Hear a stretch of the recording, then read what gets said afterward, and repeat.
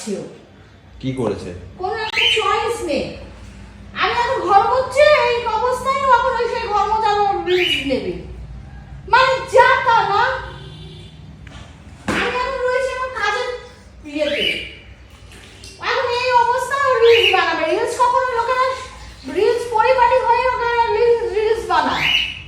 ওই পার্টি করেই তো মগজে কিছুই নাই তোমার। তুমি ঢুকাবা কি ঢুকাবো আমি?